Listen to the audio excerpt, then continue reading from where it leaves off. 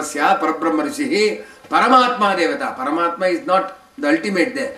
I reached the Paramatma, the ultimate, through Devata principle. That is Deva means Panchabhuta, Ta means the Pranayama, that is the air.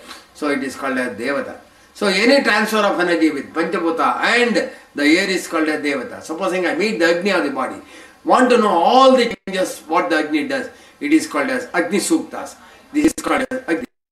Rishi there for the Vedas, there you say Agni Devata. If I want to know what the air does,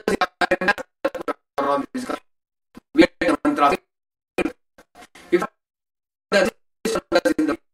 we call it as Indra Devata. So from the Devata principles we came to know how to activate the Agni, how to activate the Vayu, how to activate the Ishvara, how to activate the Parvati, that is the Parivartana. Apo Devata it is called as.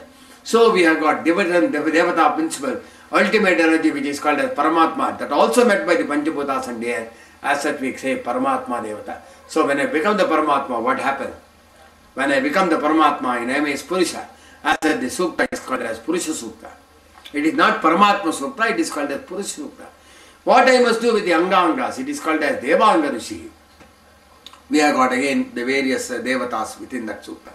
So Veda Dharma is basically a Sanatana Dharma in which there is no division of humanity. All humans are one. The principles underlying each in everything, whatever that we are seeing, is the basic aspects of the Veda Dharma. Veda Dharma is a totality of science realized, crossing the velocity of light, going beyond the velocity of light and visualizing the everything is the aspect of the Veda Dharma. When you move beyond the Swadhisthana, read the Sahasrara, between that instant you get different knowledges. As such you can obtain all the knowledge in the universe in this Veda Dharma.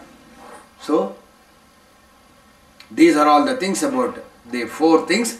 The Almighty is called Paramatma. Paramatma is the ultimate energy in the world. And ultimate energy has got ultimate velocity. Its particles of matter is so small, it can penetrate within everything. And it can be there everywhere in the universe. That is common to all grass. Paramatma is the motius, not the God. Whereas the limitations of the God is only the Panchabhuta. As such, the God is basically the Panchabhuta. And the other thing is the God is basically Panchabhuta. Bhagavanta is the changes done by the mind is what is called as Bhagavanta. The changes done by the Panchabhuta and the air of the medium is called as Devata. So thank you so much for listening. And this is about the differences between the God and the Almighty. Now you know the scientific definitions of all these things. Consequently, you can evaluate what are all the differences. As such, the scientific explanation has come for the Paramatma, that is the Almighty. The scientific explanation has come from the God. The scientific explanation has come from Devata, Devaru, and also the angle of the religion and the Dharma. In a religion, the man is a subservient of the God, whereas in a Dharma, the man is a master of the God. He must conquer the God, then only he can get inward, because without making this Panchabhuta stronger, you cannot travel an inward journey. As such, if you want to win over and meet the Paramatma, conquer the God is the message of the Dharma. So in religion, he aims at making every man a servant of some energy.